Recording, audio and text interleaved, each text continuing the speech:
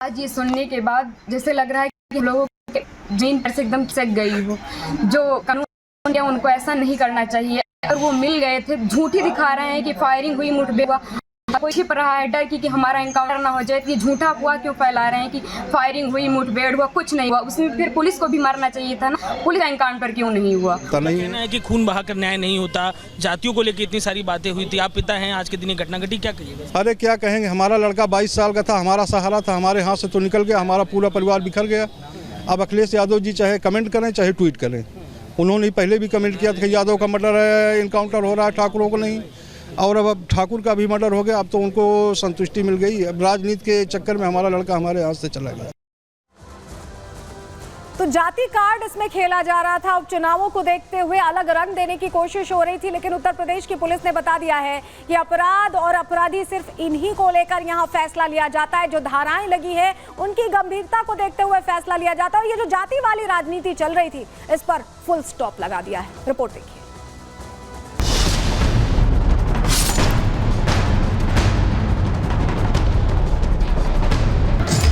पहले एनकाउंटर को फर्जी बताया। भारतीय जनता पार्टी की सरकार में झूठे एनकाउंटर हो गए। फिर जाति को लेकर बवाल मचाया। पुलिस रात में आई थी, उठा ले गई। और सोचिए कैसा दिमाग इनका, सरकार ने कैसी होशियारी दिखाई कि चप्पल में एनकाउंटर कर दिया। बता अब अनुज प्रताप सिंह के एनकाउंटर के बाद क्या बोलेंगे समाजवादी पार्टी के अध्यक्ष अखिलेश यादव? ये सवाल इसलिए उठ रहा है क्योंकि अखिलेश यादव और समाजवादी पार्टी लगातार अपराधियों के एनकाउंटर पर सवाल उठाती रही है। पुलिस के एक्शन को फर्जी बताती रही है। कभी जाति देखकर एनकाउंटर करने की बात की गई, तो कभी यादव और मुस्लिमों को सरकार के निशाने पर बताया। लेकिन सीएम योगी ने पहले ही साफ कर दिया था कि जो भी उत्तर प्रदेश की कानून व्यवस्था से खिलवाड़ करेगा उसे बख्शा नहीं जाएगा। और अभी जो झूठी कहानी पढ़ी जा रही है एनकाउंटर को लेकर के, कोई ऐसा व्यक्ति नहीं है जो न जानता हो कि भारतीय जनता पार्टी की सरकार में झूठे एनकाउंटर हो रहे हैं। जो मंगेश यादव की हत्या हुई है, गांव से लेकर के आसपास के लोग जानते हैं कि पुलिस रात में आई थी, उठा ले गई। कैसा दिमाग है इन लोगों का, क्या होशियारी दिखाई। कौन नई तस्वीर देख करके बता सकता है कि यह झूठा एनकाउंटर हुआ था? अपराध और अपराधियों को बख्शेंगे नहीं। जीरो टॉलरेंस की नीति के तहत सरकार कार्य करेगी। हम सुरक्षा सबको देंगे, सम्मान सबको देंगे, विकास सबका करेंगे। लेकिन माफिया अगर सिर उठाने का दुस्साहस करेगा तो उसको मिट्टी में मिलाने का काम भी सरकार करेगी। एक तरफ तो अखिलेश यादव जाति की पिच पर बैटिंग कर अपनी सियासत को मजबूत करने में लगे हैं, तो वहीं उनकी पार्टी के सांसद उनकी ही बात पर सवाल उठाते दिख रहे हैं। समाजवादियों की कोई जात नहीं होता है। जो जातवादी होगा समाजवादी नहीं होगा, और जो समाजवादी होगा जातवादी नहीं होगा। तो हमारी विचारधारा ये ठाकुर, पंडित, लाला, यादव, ये ऐसी कुछ नहीं है। इनकाउंटर गलत है, इनकाउंटर होना नहीं चाहिए। हालांकि अभी भी समाजवादी पार्टी के कुछ नेता अखिलेश यादव की जाति वाली भाषा बोलते दिख रहे हैं। तो वहीं यूपी सरकार में मंत्री संजय निषाद ने साफ कर दिया है कि योगी सरकार यूपी को माफिया मुक्त कर रहेगी। देखिए, अब उत्तर प्रदेश में योगी जी की पुलिस अकाउंट सेटल इनकाउंटर कर रही है। आज के दिन में आप देखो, किसी अपराधी की जाति नहीं होती है।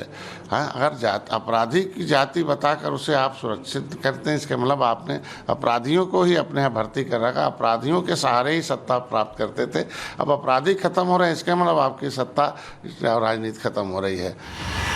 एनकाउंटर पर उठ रहे तमाम सवालों और जाति को लेकर मचे सियासी बवाल के बीच ये तो साफ है कि अगर यूपी में अपराध करोगे तो बचोगे नहीं। और यही सीएम योगी का लाउड एंड क्लियर मैसेज है। Bureau report, Republic Bharat. वहीं उत्तर प्रदेश के मुख्यमंत्री योगी आदित्यनाथ पहले भी कह चुके, लाउड एंड क्लियर मैसेज दे चुके कि इस तरह की चीजों को बर्दाश्त नहीं किया जाएगा। और उन्होंने अब कह दिया है कि जो लोग जाति की राजनीति सोचते हैं उन्हें विकास पसंद नहीं है। सुनिए जरा। 2017 के पहले यही प्रदेश है जहां माफिया समानांतर सरकार चलाते थे, समानांतर सरकार चलाते थे। कहीं खनन माफिया हावी था, कहीं वन माफिया हावी था, कहीं पशु माफिया हावी था, कई संगठित अपराध में लिप्त माफियाओं के गिरोह समानांतर सरकारें चलाती थी। जब उनका काफला निकलता था तो सामान्य जनप्रतिनिधि सहम जाते थे। प्रशासन उनके सामने सैल्यूट देने के लिए मजबूर होता था और किसी की हिम्मत नहीं होती थी कि इन माफियाओं पर हाथ डाल सके। आज आप देख रहे होंगे ये माफिया आज गिड़गिड़ा रहे हैं, कह रहे हैं हुजूर एक बार जान बख्श दो बस। अब क्योंकि आज जो एनकाउंटर हुआ है उसमें अनुज प्रताप सिंह का नाम है, मंगेश यादव का नहीं। यादव को लेकर पहले ही जाति विशेष के साथ ऐसे एनकाउंटर की बात कर चुके हैं अखिलेश यादव। ऐसे में उन्होंने नए तरीके से अपनी बात को प्रोटेक्ट करने की, बचाने की कोशिश की। जरा जानकारी आपके सामने रख देते हैं, क्या कह रहे हैं अखिलेश यादव। एक्स पर, सोशल मीडिया प्लेटफॉर्म पर कह रहे हैं कि सबसे कमजोर लोग एनकाउंटर को अपनी शक्ति मानते हैं, किसी का भी फर्जी एनकाउंटर नाइंसाफी है। जी आप फर्जी एनकाउंटर की बात करने लगे हैं। हिंसा और रक्त से उत्तर प्रदेश की छवि को धूमिल करना उत्तर प्रदेश के भविष्य के विरुद्ध एक बड़ा षड्यंत्र है। इसे अब दूसरा एंगल देने की कोशिश अखिलेश यादव करते दिखाई दे रहे हैं। लेकिन इन सबके बीच सवाल यही है कि अब अखिलेश यादव के पास क्या कुछ बोलने को नहीं बचा, इसलिए इस तरह की बात करें। चलिए आगे बढ़ते हैं, अगली खबर का अब रुख करेंगे, जहां प्रसाद को लेकर सियासत गर्म है और अखिलेश यादव की धर्मपत्नी डिंपल यादव ने अब नई ही बात कर दी। और उस नई बात से जो सनातनी है, जो दर्शनाभिलाषी हैं, जो मथुरा वृंदावन जाते हैं, उनके मन में भ्रम खड़ा हो गया।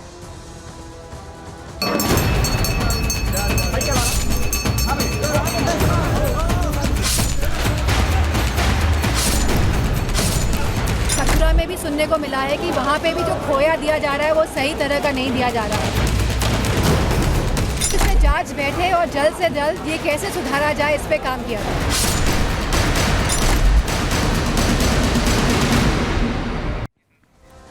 डिंपल यादव से दरअसल सवाल तिरुपति को लेकर किया गया था। जिस तरह से तिरुपति तिरुमला में प्रसाद, अशुद्ध प्रसाद भगवान के भोग में लगाया गया, उसको लेकर अब उन्होंने नई कंट्रोवर्सी छेड़ दी है। तिरुपति का लड्डू प्रसाद विवाद पर सियासत अब तेज होती दिखाई दे रही है, क्योंकि मथुरा वृंदावन में मिलने वाले प्रसाद पर सवाल उठा दिए गए।